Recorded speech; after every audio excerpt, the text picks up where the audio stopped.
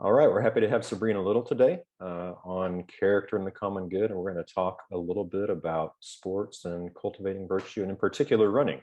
So I thought first, Sabrina, will tell us a little bit about yourself, both professionally and personally. Sure. So I'm Sabrina Little. I am a philosopher. I finished my degree at Baylor University in 2020, and now I'm teaching at Christopher Newport University. And my work is in character education and virtue ethics. And then personally, I guess also professionally, but I run as well. I run for Hoka, which is a shoe company, and I've been running professionally for the last maybe 6 or 7 years. I do trail and ultra marathon, but I'll race pretty much anything 5K and up. And I love running. My husband's also a professor. He's in political science, and we have one daughter who's 2, and then another one on the way. Okay, cool. Congratulations. Thanks. Yeah. So some people might not know. Tell us what ultra running is. Yeah, so the definition is anything that's longer than a marathon. So technically 26.3 miles and up, but generally the shortest distance on offer is 50 kilometers. And my specialty would be probably 100K, 100-mile. I like the more runnable courses, but I'll do mountain runs as well. And what's the farthest ultra marathon you've done, just out of curiosity? Yeah, so the longest single run I've done was 175 miles. Yeah, other than that, I would probably need sleep in between or something. Yeah, that's pretty good though. Yeah, it's okay. Yeah. So let's jump in. Why don't maybe first, just generally, what are some ways that you, maybe in your experience and just connect running and philosophy more generally? Yeah, so initially when I was becoming a philosopher, I resisted this question because it was a question I got a lot. Like everybody wanted to connect my running and my philosophy, and I tried to keep the two spheres distinct. But as I grew in just reading the history of philosophy, and particularly the ancients and medievals, like there's a very rich tradition of virtue ethics, which is a kind of practice-based approach to becoming more excellent and acquiring good making features of our person, these qualities that help us to live good, rich lives. And as I was acquiring this vocabulary, it helped me to, I guess, understand myself better as an athlete and certain frailties that I had when I was out running. Just like an example is I learned about the vice of acedia. Some people pronounce it acedia, and it means like a kind of sloth. And when I learned that word, like it suddenly made sense to me that like oftentimes I would struggle like deep into a long run.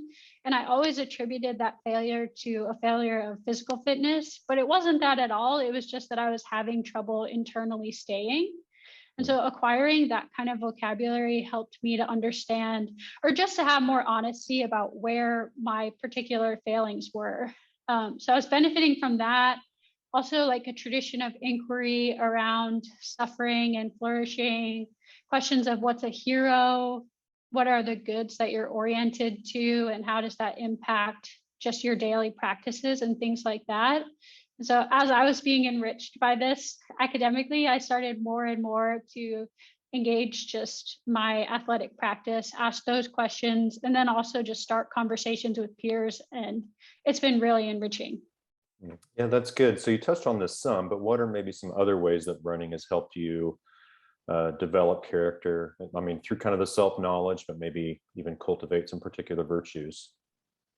Yeah, so I think that there are two broad ways in which like character is impacted through sport. I think one is just the kind of structures that support the moral life. So in terms of just developing freedom from internal impediments or the ability to just remain committed to something, I think that's a way in which you really grow in the context of particularly endurance sports, because you just, I don't know, when you're running, you're just like, have all these passing emotions and you would rather do anything than just stay in place.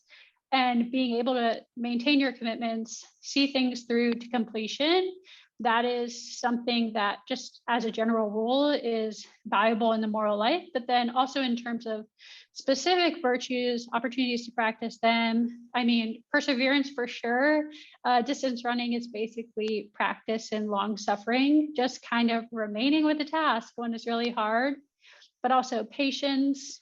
I think also joy is really interesting because it's a kind of internal fixity on your purpose that is like you could have happy moments and sad moments, but if you have like joy through it all, it kind of gives you sort of like buoyance in your practice as an athlete. So I think there's been the opportunity to practice that, and then also just in all sports, provide the opportunity to practice integrity, because there's a certain amount of integrity required to maintain the practice anyway. Like if you don't have integrity and aren't following the rules, well, that doesn't just imperil your own character, it also imperils the integrity of the sport. Like there's an undoing of the sport if people aren't following the rules. So I think that that's kind of a natural one to practice as well. Yeah, and that just made me think, like I've had a long-term interest in humility. I'm just curious, what are some ways maybe that's relevant to running or sports more generally, do you think? Yeah, that's a really good question. And it's one that I've gone back and forth on. So when pride is described as committing two errors, the errors being like like an epistemic error or misunderstanding your good with respect to others, like it sees you as superior in ways that maybe you're not. But then also there's a kind of misvaluing that accompanies it as well, like feeling superior to others or valuing yourself above others in pernicious ways or ways that are at odds with community. And I think that in the context of distance running, you can't really commit the epistemic error, right? Because you can't, if you think that you can run further or faster than you actually can, there are going to be performance repercussions for that. Like you will blow up, you won't be successful. And so there's a way in which not committing that error is something like you have opportunity to practice being humble in that respect. However, the overvaluing thing I think is really common in sports in general. And I think a lot of that is because of just the fame industrial complex around athletics. The fact that the reality is today, a lot of professional runners or professional football players or basketball players or whatever, they're also marketing agents. They're not just athletes at this point. And I think that there are a lot of qualities like bravado and like having swagger, like or like that kind of personality is reinforced. So I think you have to be careful, like see what are the goods of sport that are reinforced in the culture and what are ways that this is impacting my character. But I think humility is split in that way. Like you have to have proper knowledge of what you're actually capable of, and also you're encouraged to overvalue yourself. Yeah, that's good. I was thinking in some context too, I guess it's awareness of what you're capable of, those limits, but then being willing to push them. So because there's always that in running or any sport, that risk of failure. And especially, right. I mean, if it's in a competition, often it's a risk of failure in public. So that can require some humility, where you just, yeah. So anyway, yeah, it's interesting the ways that humility works maybe in different competitive contexts of sports. But what about just more generally, not just running, but for athletes in general? Like, what are some other contexts, or not contexts, what are some other particular virtues maybe that are maybe more, I don't know what the word is, not easy, but more naturally suited to cultivating in sports? And then maybe what are particular steps that people could take? Like, to me, it seems like a big part of it, both in my own, just as I reflect on it in my life, and then it's just as a philosopher about cultivating virtue in sports, a lot of it has to do with intentionality. Like just making these decisions to focus on these things, kind of like you shared from your experience. But yeah, what might that look like? Yeah, so I think courage is another one that's really natural in the context of sport, and that can look different in different athletic contexts. When I, so it's interesting. When I was studying virtue ethics, I was also coaching at a classical school where the intention was virtue education, and as continuous in the classroom and outside of the classroom, in the athletic context. And so I was asking these questions and trying to really work out what it meant to help my students grow in virtues. And it was really cool to see. I mean, there's a difference between teaching students while they're sitting comfortably in their desks in like a temperature controlled room, what perseverance is, but then having the opportunity to have them run, and you come alongside them and you say, not asking you to do anything different. I'm just asking you to stay or keep doing what you're already doing. Like that's what perseverance is. It's just staying or remaining. You feel what remaining feels like. Like remaining sounds simple. It's just continuing doing what you're already doing, but like to feel the strain in the context of sport. So I think a big part of it for me has been just applying that vocabulary in the context of coaching, because it gives them spectacles, right? It helps them to see themselves and to name particular deficiencies that they have, and also to acquire a vocabulary of what it means to thrive and to have a good character in sport. I think there are other ways that coaches can work to make virtue development a priority in sports. So one thing is really having a virtue in focus. Like it can get overwhelming if you're trying to do every virtue at once and just like naming things all the time or something. But if you have something that you're working on that season, one season my cross country team had joy as their focus virtue, and we talked about that. Then also exemplars are really important.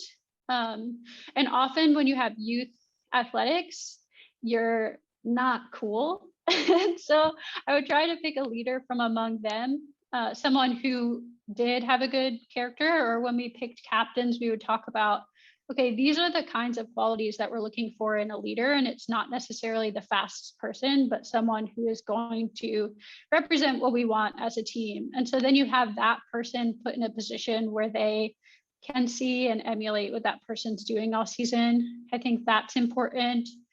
I think, rewarding character, like we had an MVP award, but also we had a character award at the end of the season. Just little things like that. And then also your own modeling. So when I would react to their races, did I just say things about pacing, or did I say things about, hey, you stayed more patient this race and that was really great and you're making progress in that respect? So yeah, modeling the virtues as well, I think is really important. Yeah, that's good. I was thinking, I coach high school soccer, and so the young women on the team, I think it was, we always talked about virtues some, but we kind of, I think it was, actually 2020, which we were fortunate to have a season, but I had the girls, had the players develop, give them like a list of 10 team values. And so we just had, pick 2 or 3 of these that you want to be our team to focus on. And so they picked respect, unity, and grit. And grit seemed to be the one that would come up a lot. Respect, I guess, as a virtue, more of respectfulness, and unity requires some virtues, but grit kind of is those things you're talking about. So it's hard to define, but it seems to me like it's more like a set of virtues: courage, perseverance, those kind of things. But right. We did some work with actually expert on team culture, came down and did a camp, and connecting with behaviors. So kind of like what you said, celebrating those things. So not just goals, or when somebody, the goalie makes a save, or a good purely athletic play, but somebody who runs down makes a 30 or 40-yard run to try to win the ball back. And that shows grit, instead of just watching and letting someone else do your job, or, leaving your team vulnerable. And I think watching my players take those things on board and celebrate them, goof around with them some too, because, they would, but yeah, it became a part of the soul of the team. And actually we were more successful than we'd ever been on the field too. But I think those are the kind of things, especially coaching youth sports, right? You want to develop them as players and people. So yeah, anyway, it's good stuff. I kind of resonate with what you're saying. I think coaches play a huge role.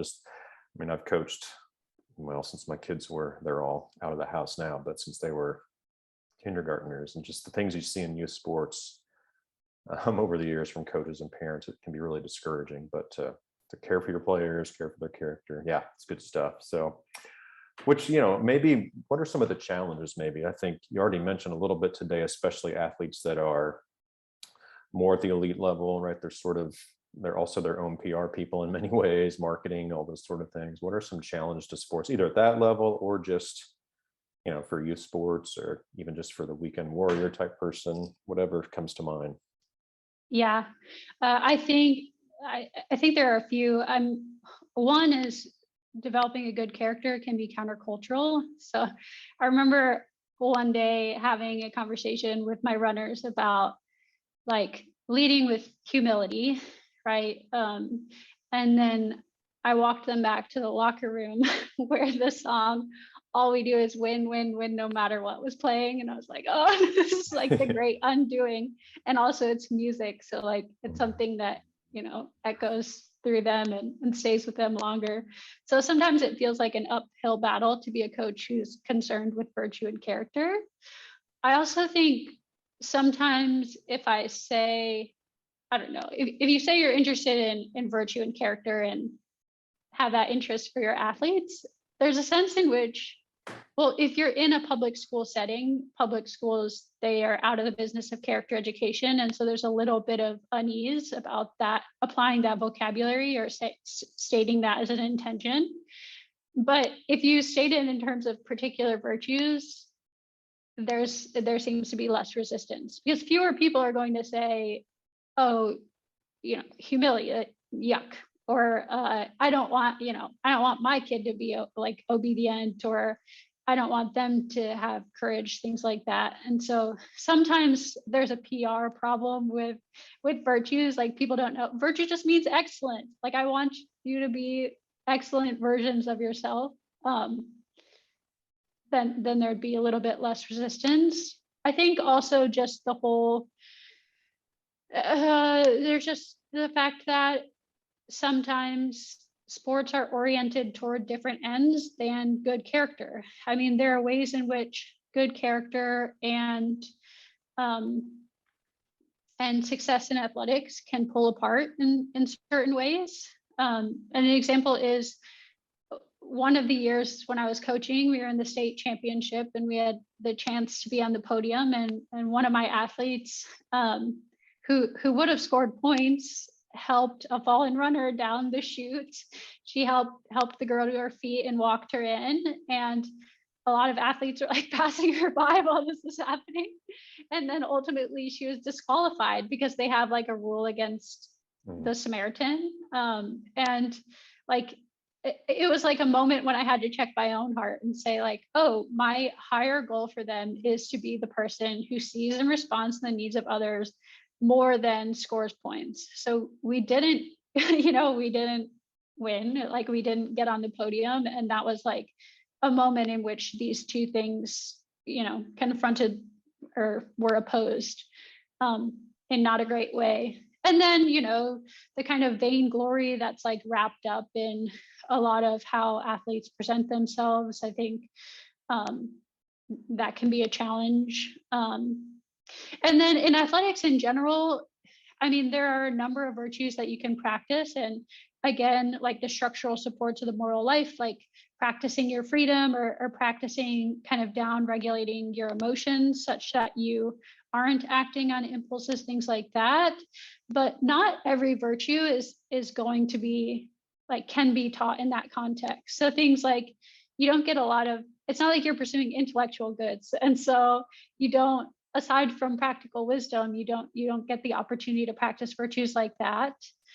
I don't think that's a terrible thing. Like, I think that athletics is the beginning of character education, and it has to take place in the rest of your life, and you have to work on your motivations and such things. Like in the classical tradition, athletics was always a propedeutic or preparation for the rest of your education, not the final word. But yeah, I mean, it leaves some things out. It prioritizes certain goods over others. Yeah, and I mean, it's natural.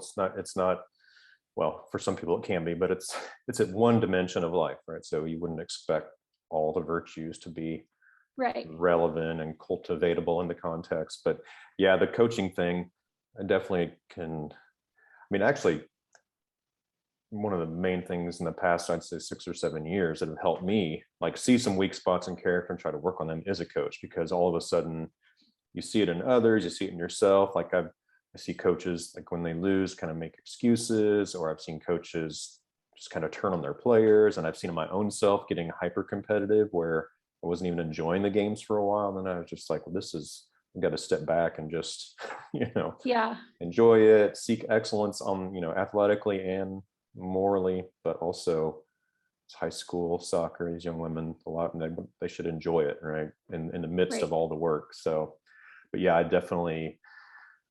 even started journaling a little bit, actually from John White down at Baylor. We were talking about this because, and yeah, it really helped. And so I just started enjoying it so much more, just focusing on, yeah, on those other goods. Still competitive, of course, because that's part of it, but that's not Yeah. the only goal.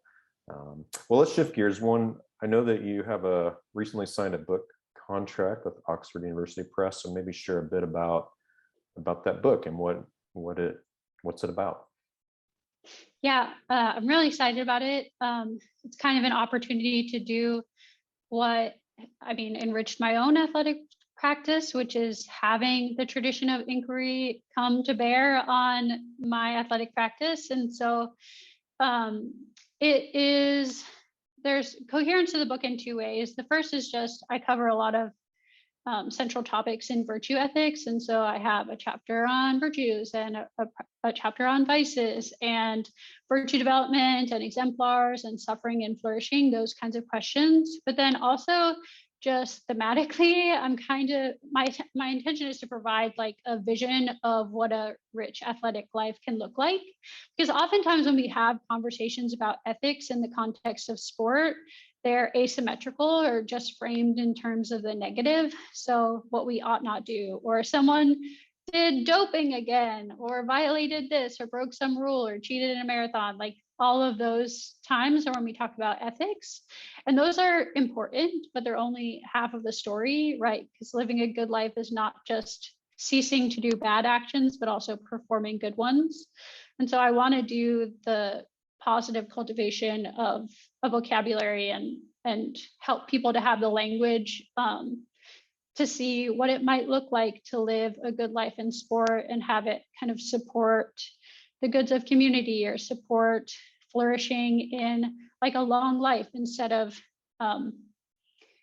making, like decisions that are costly, right? Because a lot of the rhetoric in the sport is no pain, no gain. Pain is weakness leaving the body, which is at odds with stewardship. Or like all we want to do is challenge our limits. Well, some of our limits in our lives are the people we love. Like, should we overstep those limits? What does it look like to live a good life in which sport centrally features?